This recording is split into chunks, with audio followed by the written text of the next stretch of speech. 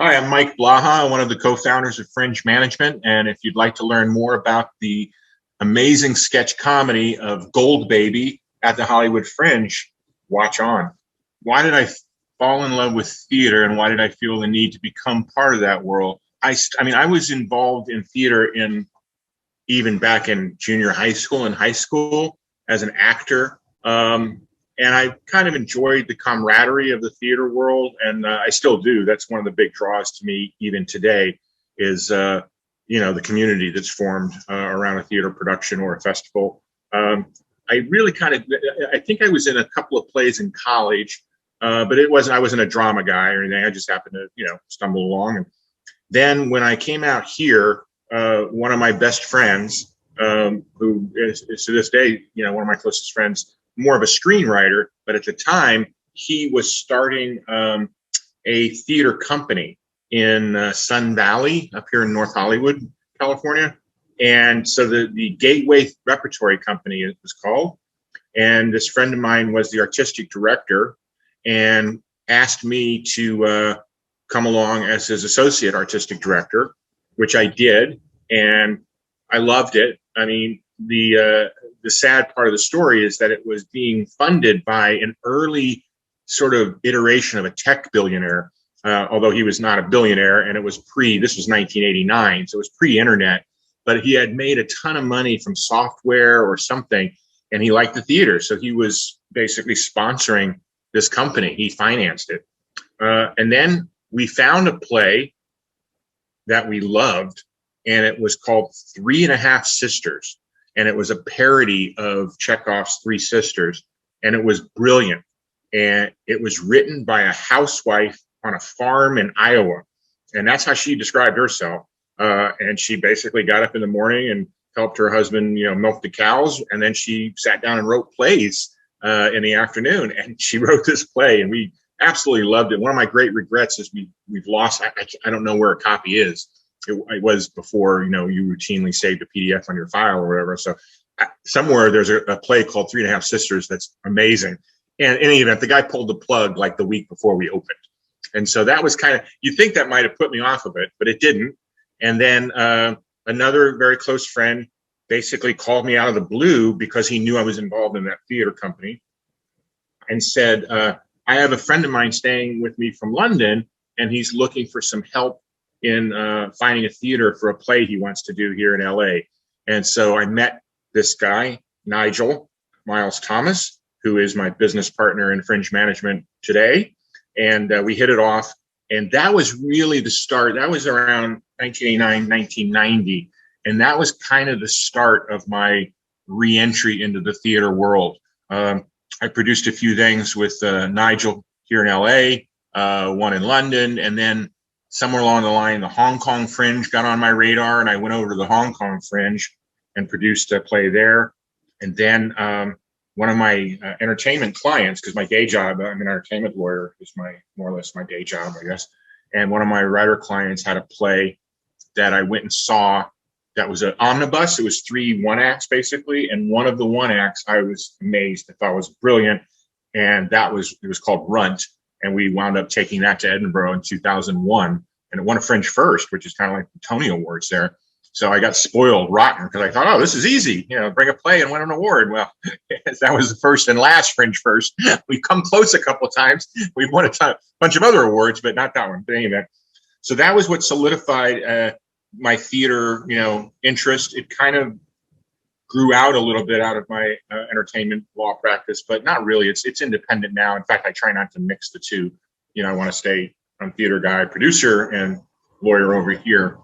I find it's thrilling. I mean, I don't know a better word for it. The live theater, and I guess it does really come back down to the fact that it is live, and that I think the audience responds differently communally to a film, because there's something about that experience too, right? About being in a theater, even watching a movie with other folks, and hearing the laughter and responding to their laughter and generating your own. But even that experience, I think, is different when it's live, because it's not ever going to be replicated again. Fair enough that the audience experience will be unique each time there's an audience, even for a film. I understand that. but the film is static. It's not going to change, right? Whereas each night, there's going to be something different on stage, and or in our case, comedy, and it's there's no substitute for that. I don't know of anything else. I mean, obviously, a musical concert is live, and so the audience interacts with the performers in that setting as well. But I think because music is otherwise available in streaming and recording and all that, whereas granted, live theater is now becoming more available as a recording and or a live streaming. But I don't know, there's something about the energy, the electricity of being there, is what to me, that's what it really comes down to. And that's what distinguishes it from any other form. There really is nothing else like that experience of being together with other folks in an auditorium or even a little 30-seat theater, and one of the actors flubs a line or misses a cue or something, and that's not going to necessarily happen tomorrow. Interesting. One of the companies I'm working with now is Impro Theater. I don't know if you know them, but they do improvised theater, as it sounds, and we're only doing them online in Edinburgh, but I'm very excited about getting them to Edinburgh because they do shows in the style of, and so each night's performance is by definition different, let alone if it was just a regular scripted play of, O'Neill or something, it would be, different because every night the dialogue could be, your intonation could be different. You could ask the question at the end of the sentence instead of the beginning, whatever. This is intentionally different every night. And so it's based on, they will do a show in the style of Jane Austen based on improvised suggestions from the audience. And they are awesome at it because they're pros and they have it down pat. So that may be the extreme example of improv where it's really by definition incredibly different each time you see it. And you could go back, every night and see something different. And that's just not true of most other forms of entertainment. And that's why this whole year, being sort of online and stuff has been tough for a lot of us, probably most of us, because the whole thing about theater is it's live. You're there. I mean, even live streaming isn't the same, right? Because there's a distance. We're live right now, but it's not the same as you and I being in a room together, and certainly not if we were, an audience and a performer. So I'm sort of anxious to get back to that, and we are getting back to that. The show that we're talking about is going to be performed live on the Hollywood Fringe stage. And we have 3 in Edinburgh this year, down from we would normally have about 10 shows. We have 3 live shows and 2 online. But I just find theater, there's nothing like it really. I mean, it's the excitement of, it's live. Anything could happen, and does, as you know. I first heard about the Hollywood Fringe Festival more or less before it started. A friend of mine who was thinking of being on the board asked me if I would be interested in joining the board because he knew I'd been in Edinburgh a few years by then. I think the Hollywood Fringe started is it 2010? I think that's right. It was around 2010, if my recollection is correct. And I basically begged off because I got the impression that they actually were looking for an attorney to be on their board. And I, again, didn't want to, I sort of want to keep that separate from my producing life. And in any event, there were other reasons at the time. So I passed, and they went ahead and put the festival up. I saw a show that year. I think I only saw one show that year, and I really liked it. It was really exciting. Smaller festival back then, obviously. And then I think I went back the second year, and I met more people. And then I realized that, here's an opportunity to produce stuff at the festival. You can produce stuff at the Hollywood Fringe for a fraction, really, of what it might cost if you were doing a commercial run for various reasons. And obviously, in part because it's only a couple, 3, 4, 5 shows instead of 6 weeks of rental. That's one of the big reasons. But anyway, it's a very economical way of trying something out, or getting a first time play that's never been made before premiered, just to sort of see how an audience reacts to it and stuff. So I kept going. I produced a play. My first production there was from Wales. A friend of mine who's a Welsh playwright, and now he's actually starting to become pretty well known over there. It was Richard Parker. It was a play about coincidences, and it wound up doing very well. It won Best International Production that year. And then I've produced a couple musicals since then and a couple comedies. Goldbaby came to my attention because one of the members of Goldbaby was an intern for Fringe Management in Edinburgh many years ago. And this woman moved out to LA, one of the performers, and she, was asking me to come see her in a couple of the plays she was in, which I did. She's really, really talented. And then she was telling me about this comedy troupe that she was involved in out of the Pack Theater. Do you know them on Santa Monica? It's kind of it's a comedy school slash venue. And so this is one of the house sketch comedy groups at the Pack. And I came to see it finally. It took me some time to get over there. And I was really pleasantly surprised at how good it was and how funny and smart. I thought it was better than some of the sketch comedy I see in Edinburgh. And Edinburgh is supposed to be comedy mecca. And in any event, I was really impressed. And I mean, Kelsey is a great person. And I just said to her, like, we should do this at the Hollywood Fringe. So we were going to do it in 2019. And then obviously in 2020 rather. And then something came along, this COVID thing, and put the scotch on that plan. And now we're revisiting the notion of doing it at the Hollywood Fringe. So that's how I found Goldbaby. Matt Quinn, who, along with his wife, Bertha Rodriguez, run Theater Asylum, was sort of he's been around the LA theater scene for quite a while. And I met him in the first or second year of the Hollywood Fringe. And we hit it off, and we realized we have a lot in common in terms of our interest in theater and stuff. So we became friends. And then ultimately we became business partners because we produce a show there called Pick of the Fringe, Combined Art Forms Pick of the Fringe, which is another company that Matt and Bertha have, Combined Art Form. And so Combined Art Form and Fringe Management partner every year in doing a show called Pick of the Fringe, where we have scouts go out and try and see as much as we can, and then basically curate a showcase type show and say, here's five shows, here's 7 minutes from each one, or 6 minutes or whatever. And it's sort of a taster. So you get an idea. They've been pretty popular. I think people the notion came from Edinburgh because it's a hugely popular show in Edinburgh. There's a guy that's been doing it there for 30 years and sells out, the entire month of August, basically doing these.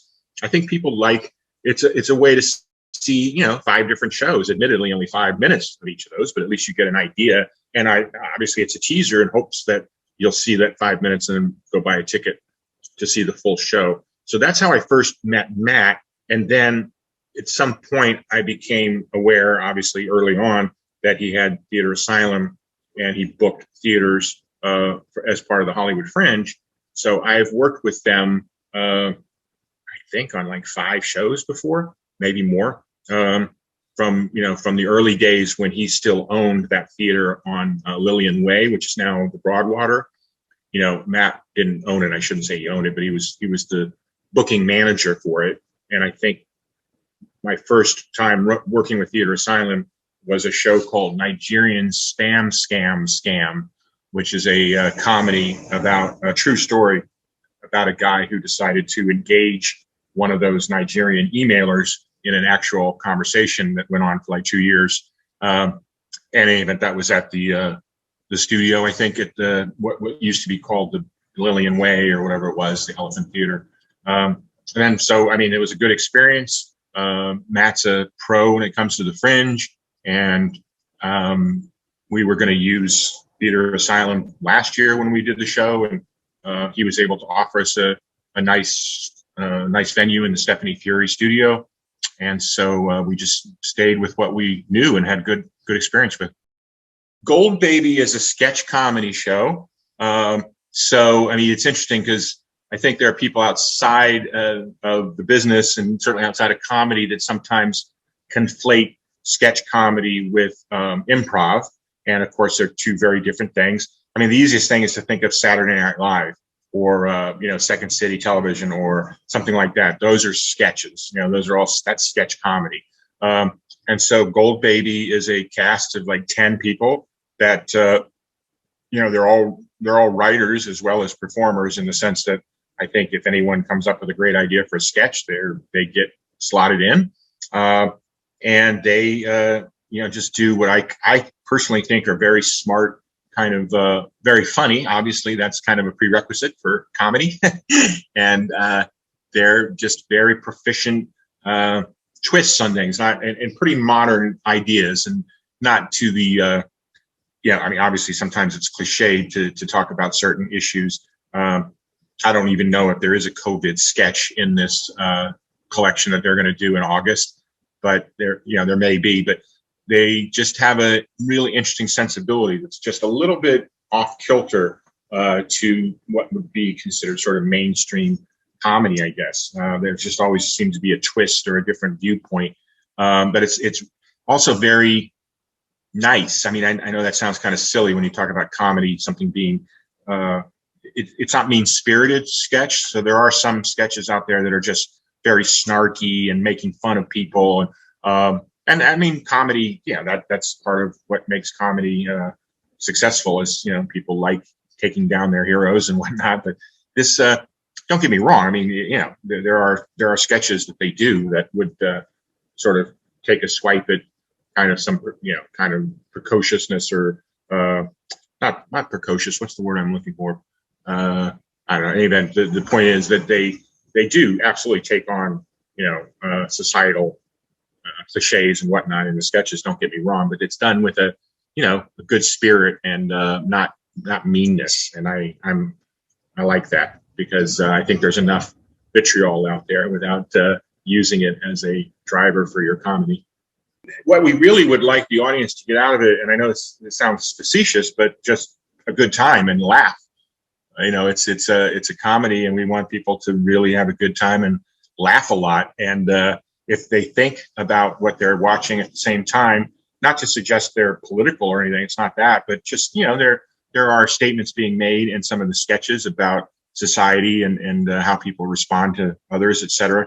That wouldn't be terrible if you walk out of there going, now that I think of it, that's probably not the way I should act that way. Or but overall, I mean, first and foremost, any producer of comedy, I mean, it's obvious, I guess, will tell you that we want people to laugh. If they're not laughing, then something's wrong with your comedy. Well, I think the reason people need to come see Goldbaby is because, this is just obviously having to trust me in some respects, and I'm biased, but I'm telling you, I've seen tons of sketch comedy. I'm a judge in Edinburgh for a comedy competition.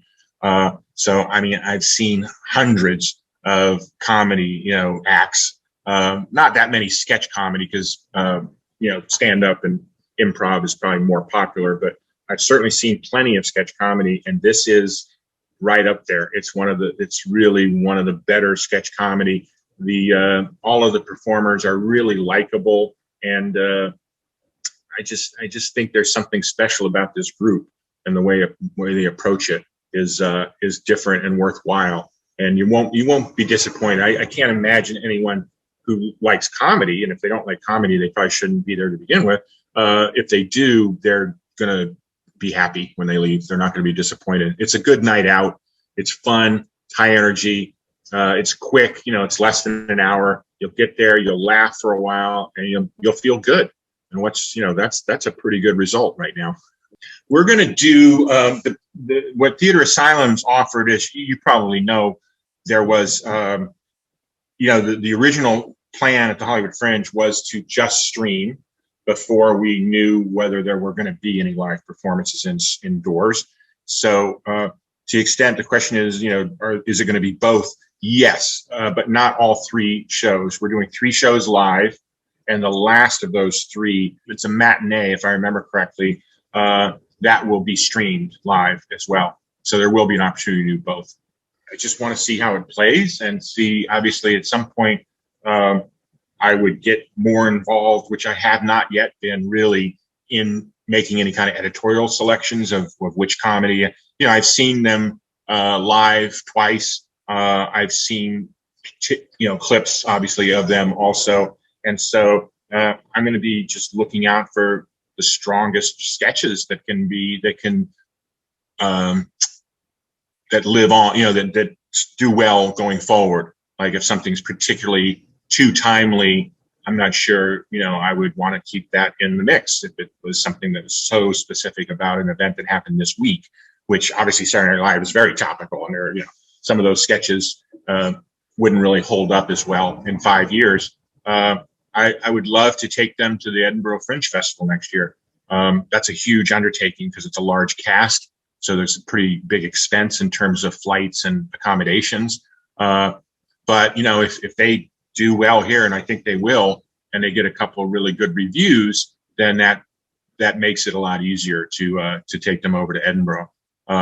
So that's what I'm going to be looking towards is producing them going forward, because I like comedy. I have managed a couple of comedians, and one of our biggest successes at Fringe Management was a comedy group called the Pajama Men, which were out of Albuquerque, of all places. Now they live in London and Vancouver, but they were the hottest comedy act in the world for a minute. They won the Sydney Comedy Festival. They won the Melbourne Comedy Festival.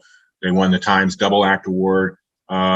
They were amazing, and they still are. They just aren't performing as much now because one of them just had a baby, et cetera. But that was, our big claim to fame as comedy promoters was the Pajama Men, and I would love to find another. And we kind of discovered them, so I would kind of love to be the guy that found Goldbaby, and it became something.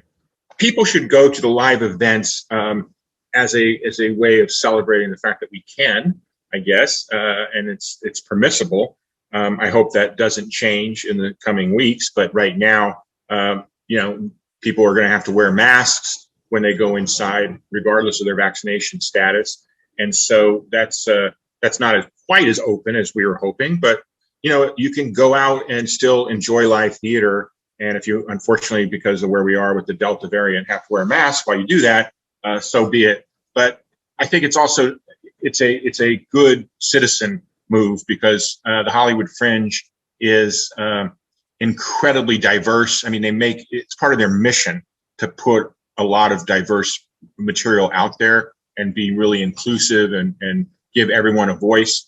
And that way, if you go see a Hollywood Fringe show, you're supporting that in a way. And that's a good thing. I mean, we need more people to support theater in general. And going live, I think, is a sign that, we're going to come back and we're going to do this thing. And it shows support of the community and the theater community and the diversity and inclusiveness that the theater community is trying to achieve, basically. And you could be part of it by patronizing one or more live Hollywood Fringe shows. Well, it depends. If you don't like theater, then I suppose you would take the position that there's no real need for people to support the Hollywood Fringe, because it's theater and comedy and music and things that, if you don't care about live entertainment, but those of us that do, I think it's a way of getting a chance to see things you would not see in a commercial theater. Many of these shows at the Hollywood Fringe will never see the light of day again because of finances or, what have you.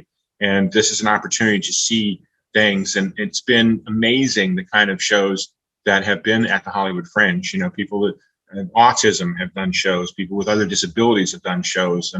There's been an incredible array of all ethnicities and genders and orientations and identities. And that's something you're not going to get at the commercial theater houses, because they can't take that risk that something's not going to sell a ton of tickets.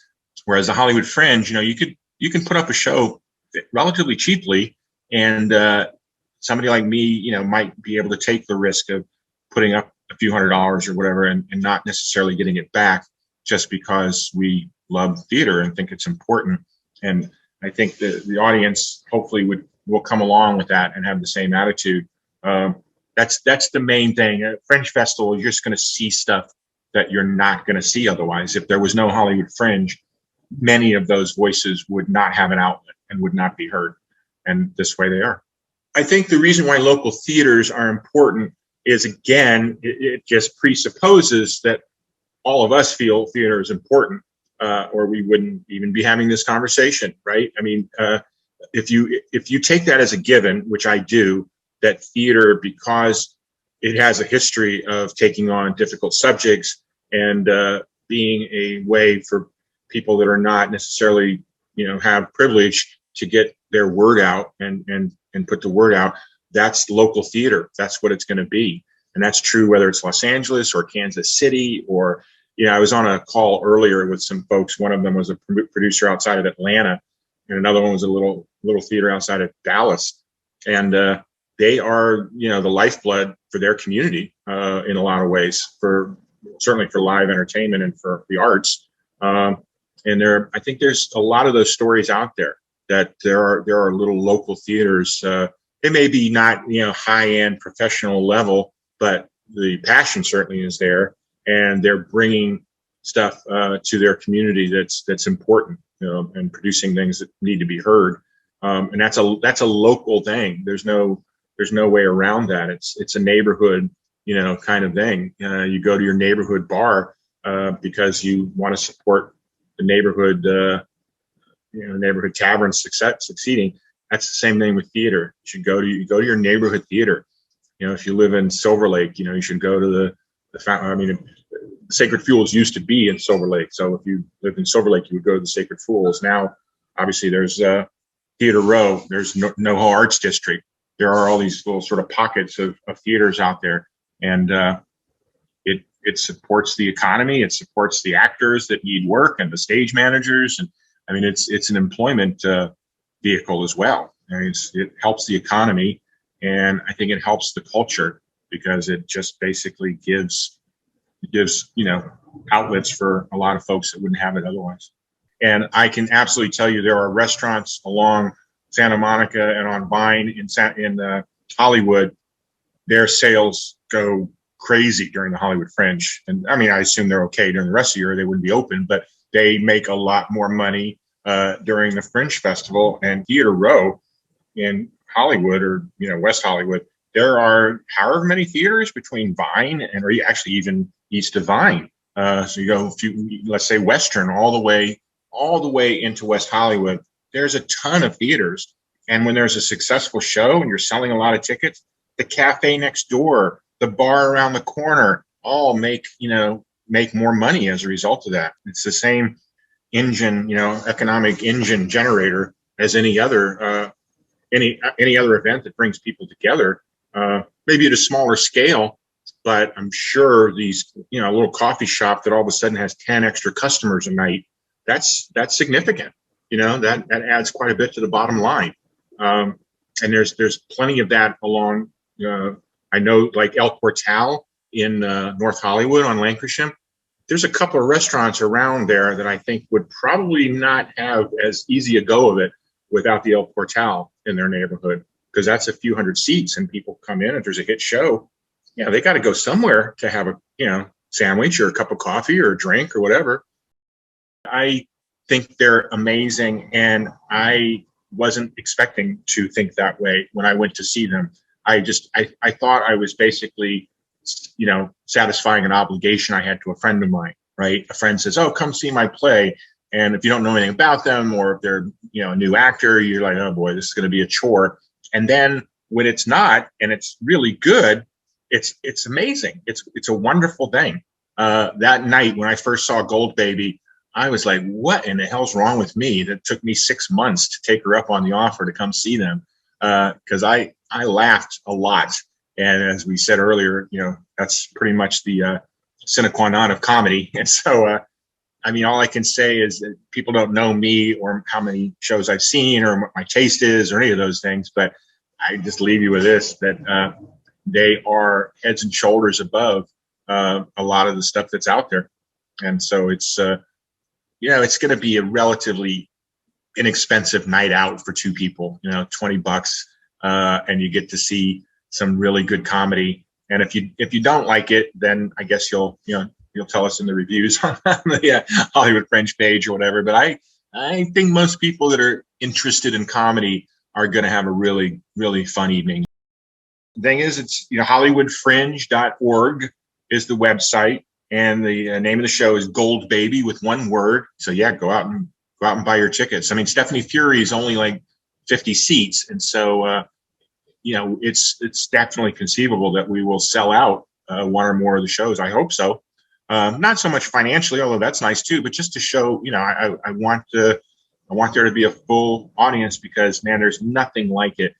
When I was producing the Pajama Men, and they would play to like a 500 seat house in Edinburgh when they were at the top of their game, and there was just nothing like being there with 500 people just laughing so hard and really having a good time. It makes you feel good. So I'm looking forward to that.